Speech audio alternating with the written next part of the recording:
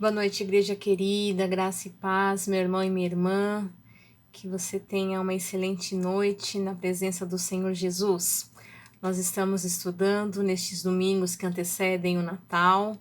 São os domingos marcados pelo Advento. Então, nos estudos bíblicos de quarta-feira, estamos nós estudando sobre este tema. Nós já falamos sobre esperança, já falamos sobre alegria e hoje nós vamos falar do terceiro domingo já. Neste domingo já será o terceiro domingo do Advento, onde vamos falar sobre a paz. Então a gente lembra que as velas, né, que são acesas nesses domingos, a cada domingo acende-se uma vela a mais. Então no primeiro domingo uma vela, no segundo domingo duas, no terceiro domingo acende três, no quarto domingo, antes do Natal, acende quatro, e no dia do Natal, no culto do Natal, acende-se as 5 velas. A luz, representando aí Jesus que veio ao mundo, né? A luz do mundo. Jesus é a luz do mundo, por isso a questão da luz aí como símbolo, né, da chegada. E como com a proximidade do dia do nascimento, então a luz vai se intensificando. No começo é uma, depois duas e três, então vai intensificando aí o brilho da luz, porque à medida que nós nos aproximamos de Jesus, mais brilha a sua luz, né, em nós e por meio de nós, tá certo? O tema de hoje é paz, né? Então a esperança, né, do Messias seria para trazer um reino também de paz. O povo precisava de paz, um povo que estava exaurido, exausto, cansado de tantas guerras, de tantas batalhas, de tantas lutas, estava pedindo paz. E o texto que vamos ler encontra-se no profeta Isaías, capítulo de número 9, um texto bastante conhecido que vale a pena trazer à nossa memória.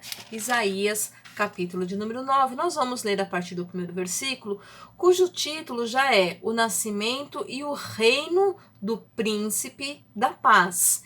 Então, no momento em que o povo estava ali sob o reinado, né, de um rei humano, a gente sabe que na medida que o povo de Deus quis um rei, isso entristece o coração de Deus, porque Deus queria caminhar com seu povo, sendo o grande líder do seu povo, mas o povo falou, nós queremos um rei que governe sobre nós.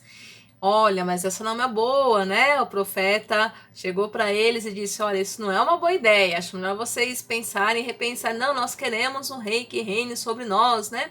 E aí o rei, claro, tinha direitos, né? Não só a colher impostos, mas também de pegar as plantações, de pegar o melhor da terra, de pegar os filhos e filhas, enfim, né? Então eles acabaram ficando sob o jugo de muitos reis. Houveram reis que foram bons, mas a grande maioria dos reis eram maus, né? Muitos reis maus que faziam o que era mal perante os olhos de Deus.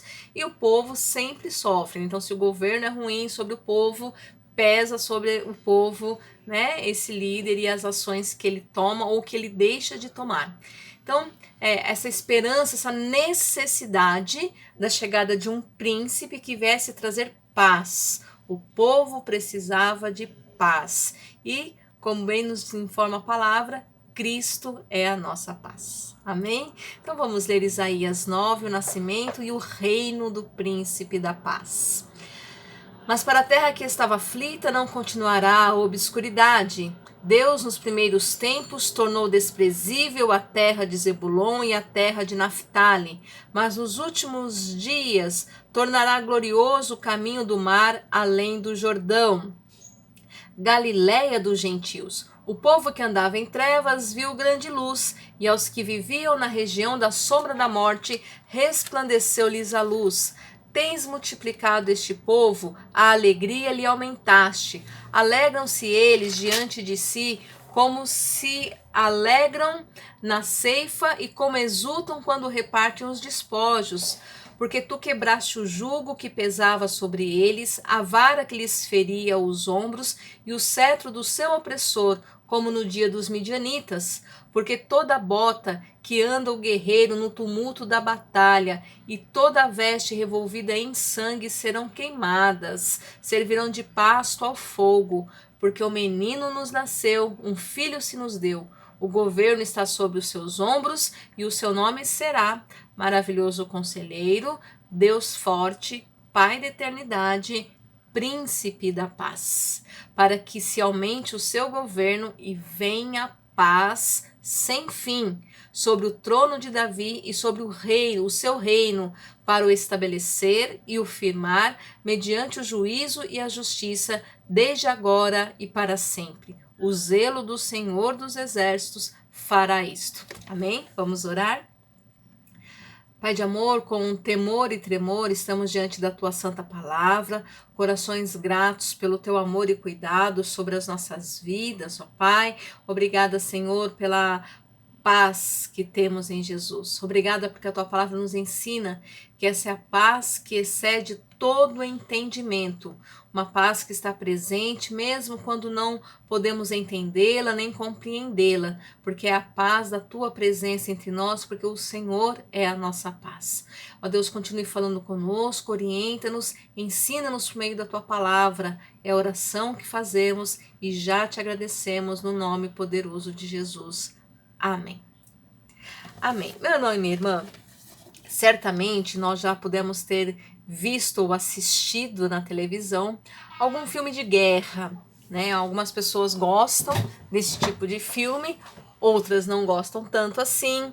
Eu me lembro de quando nós assistíamos ainda adolescentes, né? Quando surgiu o filme do Rambo, né? Era aquele filme assim que ele era o super soldado que conseguia derrotar exércitos, né?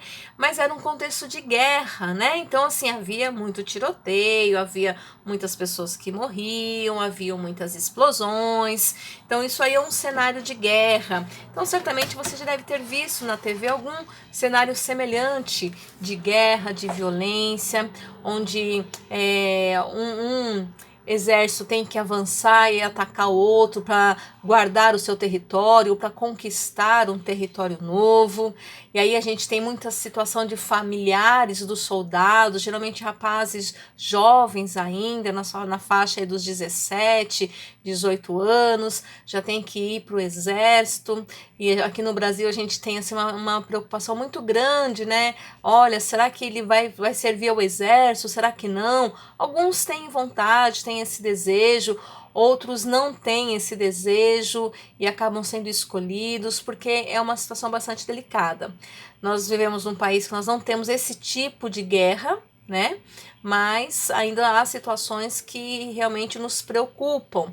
Então é um trabalho que não é muito fácil. E nos tempos bíblicos, esse tempo que o profeta Isaías está nos descrevendo, era um tempo assim, onde os reis tinham que lutar pelos seus territórios, os povos lutavam por seus territórios e as guerras eram sempre muito sangrentas, né? Eram pessoas que sofriam muito, famílias inteiras eram às vezes dizimadas, haviam cidades em que eles matavam todos os homens e levavam as mulheres escravas, os filhos escravos, né? Enfim, o cenário de guerra é um cenário muito pesado, é um cenário muito triste. Isso falando apenas desse tipo de guerra, porque nós sabemos que há outras guerras, há outras batalhas, há a nossa batalha, né, espiritual, a nossa luta contra, né, não contra a nossa carne, né, mas contra principados e potestades, as nossas lutas espirituais, né, contra o nosso inimigo maior, e às vezes a gente se desgasta, se enfraquece lutando coisas que não deveríamos estar lutando. Então, esse é um outro assunto, né?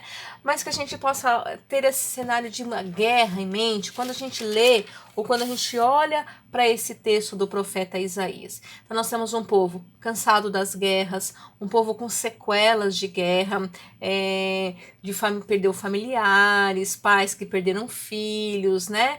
Então todo esse histórico aí que a guerra traz, né? Pessoas que foram levadas cativas, o povo de Israel por diversas vezes foi levado cativo por outro povo, por um rei mais forte do que o seu. O povo de Israel não era um povo de guerra, porque a gente lembra que ele era um povo que estava escravo no Egito. Então ali no Egito eles não estavam ali preparados para produzir armamento, não estavam ali fortalecidos, né, para enfrentar um outro povo, mas era um povo que estava ali como escravo, né? Então era um povo que não tinha muitas forças, né? Não tinha condições de se organizar como um grande exército. Então a força desse povo era Deus. Deus é a força do povo. Se a gente olhar a condição do povo de vencer qualquer guerra, não tinha condição nenhuma de vencer guerra nenhuma. Mas com a graça de Deus ali presente, com o amor de Deus se manifestando, então é que esse povo conseguiu vencer e conquistar muitas terras. O texto que nós lemos, o profeta Isaías está olhando para esse povo machucado, para esse povo cansado, para esse povo desanimado, para esse povo que muitas vezes não tinha esperança. E ele está dizendo assim, olha, essa terra que está aflita, ele traduz aqui para aflição, essa terra que está aflita não continuará desse jeito, não continuará a obscuridade. Esse cenário de guerra, esse cenário de sofrimento vai mudar, né? Ele vai mudar. Então mesmo aquelas que são os lugares mais difíceis, mais terríveis, que está ali numa situação de escuridão, de tristeza, de morte, né? A questão da escuridão, ela está atrelada a essa questão da morte, do sofrimento, da dor. Então que a escuridão, ela traz isso, não continuará escuro, ou seja, vai acabar a tristeza, vai acabar o cenário de morte, algo novo, algo maravilhoso vai acontecer, né? E para o povo que andava na região da treva, no meio das guerras, no meio da dor, no meio da morte, né? Que a única situação que eles tinham certa ali era a morte diante deles. Para esse povo, né? Vai acontecer o quê? Vai resplandecer a luz. E aí, ele vai dizer aquilo que Deus estava já fazendo. Isso a gente tem que pensar que Isaías está falando aqui 600, 700 anos antes de Jesus, né? Então, Isaías, ele vai dizer assim, ó, tem multiplicado este povo. Apesar de ser um povo que está sofrendo, que tem sido dizimado no meio das guerras, das invasões, Deus continua multiplicando este povo. E aí nós nos lembramos da promessa que ele fez a Abraão, que dele seria uma grande nação, mais numerosa que os grãos de areia, mais numerosa que as estrelas do céu. Então a promessa de Deus, ela continua se cumprindo na vida do seu povo. Tens multiplicado este povo. E apesar de ser um cenário de guerra, de obscuridade, de tristeza, de dor, sabe o que ele diz? A alegria lhe aumentaste. É algo muito interessante que o povo de Deus é um povo alegre, é um povo que tem a alegria da salvação, alegria de saber que tem um Deus que caminha com ele, e não é o cenário de dificuldade, de luta, de dor, de tristeza que faz esse povo desistir, que faz esse povo se abater, mas nós temos algo muito sensacional, e eu gosto muito de um cântico de criança que vai dizer assim, que nós temos satisfação, porque satisfação é ter a Cristo, não há maior prazer já visto, sou de Jesus, agora eu sinto satisfação sem fim. Então é um povo alegre, mas como um povo alegre no meio de um cenário de guerra, de luta, de dor? Meu irmão e minha irmã, nós não caminhamos por vista, nós caminhamos por fé. Portanto, a alegria continua se aumentando, nós não podemos permitir que a tristeza nos abata. Paulo vai dizer claramente, né? Alegrai-vos no Senhor. Outra vez vos digo, alegrai-vos, alegrai-vos. E aí, ele vai dizer assim que eles se alegram diante de Deus. Olha a comparação que o profeta está fazendo, o profeta Isaías, que o povo vai se alegrar diante de Deus da mesma forma que se alegram na ceifa, que é quando planta e a terra dá o seu fruto, e o povo se alegra com aquele fruto que surgiu, que nasceu, porque não vai faltar o mantimento. Então eles se alegram com aquilo, eles celebram, né? A gente tem na Bíblia aí a festa das colheitas, porque é a celebração daquilo que eles estão colhendo, agradecendo a Deus por aquela bênção, né? Então eles se alegram, mas também ele vai dizer aqui, ó, e como exultam quando repartem os despojos de guerra. O que seria isso, né? Então, é mais ou menos assim, o soldado ele é convocado para a guerra, ele vai lá e domina o outro povo. Quando aquele outro povo está dominado, ele tem direito a pegar os despojos, ou seja, ele pode, vamos usar uma palavra aqui mais comum, saquear agora. Ele pode levar o que ele quiser, o que ele encontrar lá no meio do outro exército que foi abatido, ele pode levar para ele, como se fosse o salário dele. Olha, você pode pegar, né? E aí eles repartem entre eles, eles se alegram. Olha, achei aqui uma bolsa com dinheiro, olha, achei um pote de ouro, enfim, aquilo que eles vão encontrando ali, armamentos, olha, achei uma espada, achei um arco aqui muito bom, achei flechas, aquilo que eles vão encontrando ali, depois que eles vencem uma batalha, aquilo eles vão repartindo entre eles, eles se alegram com aquilo, porque de alguma forma, apesar de ser uma situação complicada de tristeza e luta e guerra, é uma situação que eles estão celebrando a vitória e eles estão então ali felizes porque eles venceram, tá certo? Então, a comparação que o profeta está fazendo é essa, é um povo que se alegra, como quem se alegra durante a colheita e como quem se alegra durante uma vitória numa batalha e está ali repartindo os benefícios daquilo que eles conquistaram. E aí ele vai fazer uma afirmação que traz para nós esse cenário de paz. Ele vai dizer no versículo 4, porque tu quebraste o jugo. Aí o jugo, eu gosto muito dessa palavra jugo, eu já usei essa expressão aqui com vocês algumas vezes em outros estudos, né? Mas o jugo, ele é aquele equipamento em forma de V, assim, que vem no pescoço do boi, né? Do cavalo, do jumento, para poder guiar ali o boi. Então esse jugo normalmente são 2 bois, então são 2 jugos com uma madeira atravessada que segura os dois, um no outro. E esse jugo, o que acontece? Ele é um negócio de madeira que é pesado ali, então o boi vai ali e tem que ir para onde o jugo tá mandando ele ir, tá certo? Esse jugo, então, ele fere, ele pesa e às vezes ele até quebra o pescoço, gerando morte do animal, né? Então é algo terrível. E o profeta está fazendo essa comparação. O Senhor quebrou o jugo que pesava sobre eles, ou seja, quando essa profecia se cumpre, quando esse Messias chega, esse jugo que pesava sobre o povo é quebrado, né? A gente não está mais aqui nesse, né, seguindo com essa madeira, nos carregando para lá e para cá, sendo obrigado a fazer isso, porque ele nos liberta. Então pensa um peso que está em cima de você e quebra esse peso, você está livre. É isso que o Messias vem fazer. Então ele vai dizer assim, ele quebra o jugo que pesava sobre eles, a vara que lhe feria os ombros, porque além do jugo, vem batendo com a vara, né? Bate aqui, bate ali, que é pro animal ficar ali na linha reta, né? Para que na hora do trabalho ali não fique tudo torto, né? O caminho do arado fique reto. Então ele vai batendo ali no ombro e vai ferindo, vai machucando, machuca com a vara, machuca com o peso. Então essa ferida, essa dor, esse sofrimento que estava sobre o povo está sendo quebrado, o povo está sendo liberto. Por isso o povo se alegra como o soldado que reparte o despojo e como aquele que colhe aquilo que plantou, a bênção do alimento, né? E o cetro do opressor. E aqui a gente vê a questão do rei. Quer dizer, eles estão fazendo isso porque tem um rei lá atrás dando a ordem, um cetro opressor, que não está preocupado com o povo, mas que julga ali com peso, né? Trazendo sofrimento. Esse cetro desse opressor, né? Ele foi destruído, ele foi quebrado, né? Como em outros momentos, ele dá o exemplo aqui, como na guerra contra os midianitas, né? Eles tiveram a vitória.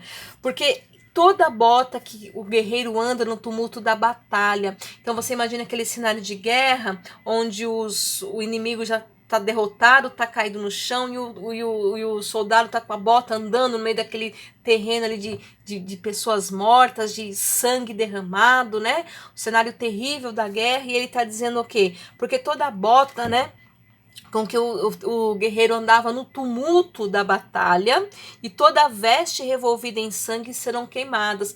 Ou seja, as pessoas que estão ali, tudo, né, aquele cenário terrível, isso vai ser queimado, vai acabar com tudo isso daí.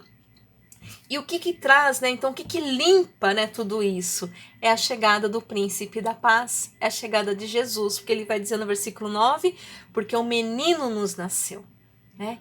E é interessante que Isaías traz todo esse cenário de guerra, né, de situação difícil, de dor, de luto, de sofrimento, para dizer o quê? Acabou. Acabou o sofrimento, acabou a tristeza, acabou a angústia, acabou a dor, acabou o cetro opressor, e agora vocês vão ter um governo de paz.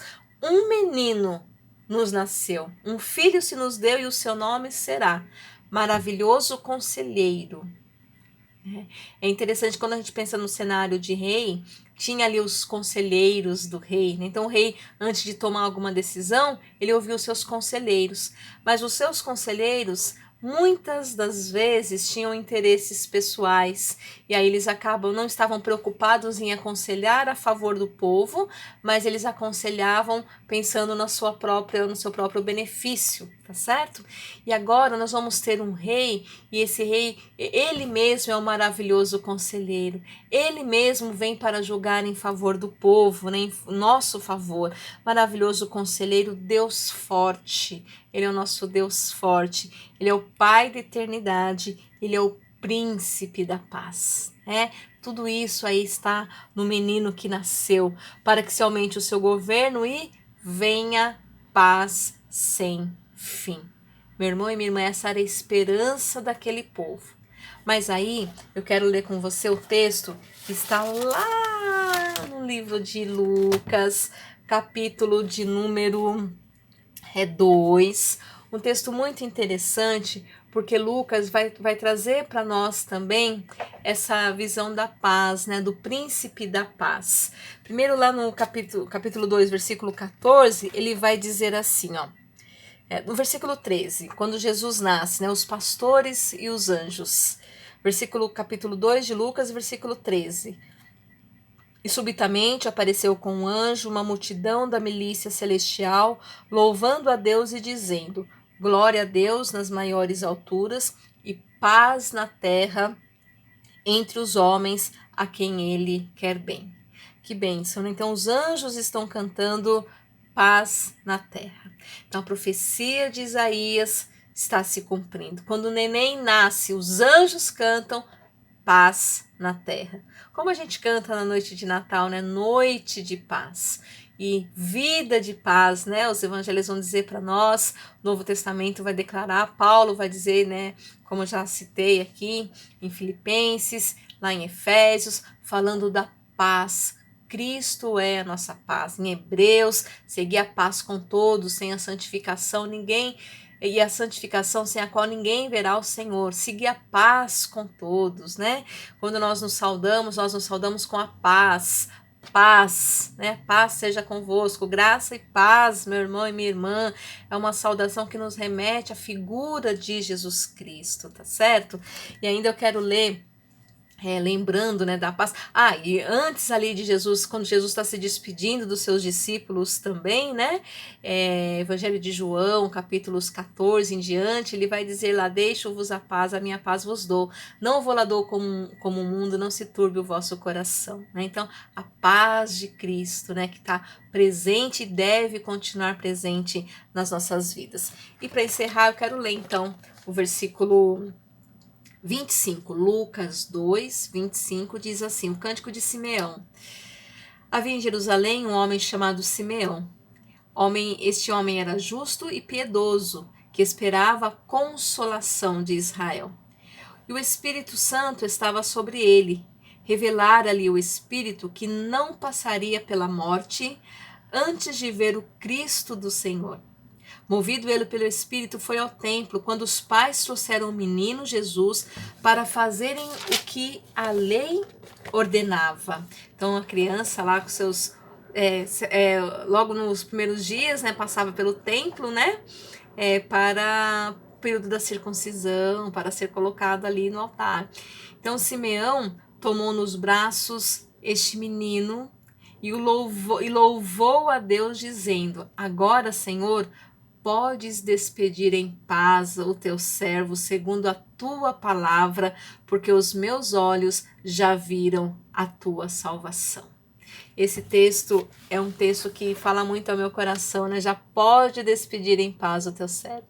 Então, assim, ele contemplou ali a glória de Deus. Ele pegou no braço o menino Jesus, pegou no colo o menino Jesus, né? Falou, Senhor... ele era um homem piedoso, um homem de oração, um homem que vivia no templo orando, e agora ele está simplesmente carregando o menino Jesus no seu colo, né? Senhor, pode me despedir em paz, né? Aquela paz que ele aguardou durante tantos anos, que ele ouvia falar por mais tantos anos e tantas outras pessoas ouviram falar, agora estava se tornando real na presença de Jesus. Portanto, meu irmão e minha irmã, Jesus é a nossa paz. Quando nós celebramos o terceiro domingo do Advento, nós estamos celebrando a paz. Paz sem fim, como diz o profeta Isaías. Paz sem fim. Ele é a nossa paz. Que você tenha paz na sua vida, no seu coração, na sua família, no seu lar, que você tenha paz não só neste tempo de Advento, neste tempo de Natal, mas que você tenha paz durante toda a sua vida, porque esse menino Jesus que veio, ele continua presente conosco. Advento, tempo de espera, mas tempo de saber que ele já veio e que ele voltará. Tempo de esperança, tempo de fé e alegria, tempo de paz, tempo de preparação. Que você permita a paz de Jesus brilhar no teu coração. Amém? Vamos orar? Deus, graças te damos pela tua paz em nossas vidas. Uma paz que não depende das circunstâncias, não depende das situações, mas uma paz, ó Deus, que excede o nosso entendimento e guarda os nossos corações. Que essa paz esteja presente na vida do teu povo, ó Deus, que a tua paz, ó Deus, que o Senhor Jesus deixou antes de passar pela morte de cruz, que essa paz que o Senhor nos deixou possa guardar-nos, ó Deus, a cada dia, mesmo diante de cenários difíceis, ó Pai, talvez não de guerras como no tempo do profeta Isaías, mas cenários, ó Deus, também de dor, de luto, de tristeza, cenário muitas vezes, ó Pai, de obscuridade, de escuridão, de morte, ó Pai, momentos que nós talvez pensamos em desistir, ó Pai, em querer desanimar, nós clamamos a tua misericórdia, que o Senhor, ó Deus, renove a nossa alegria, ó Deus, aumente a nossa alegria, como o Senhor fez com o teu povo lá na época do Isaías, mas que o Senhor também traga paz sem fim sobre nós, que mesmo diante dessas dificuldades pelas quais estamos passando como povo brasileiro, que nós possamos, ó Deus, saber que o Senhor já quebrou todo o jugo que pesava sobre nós, que o Senhor já quebrou a vara que feria os nossos ombros, que o Senhor já quebrou o cetro do opressor e nós podemos desfrutar a tua paz, o teu amor e o teu cuidado.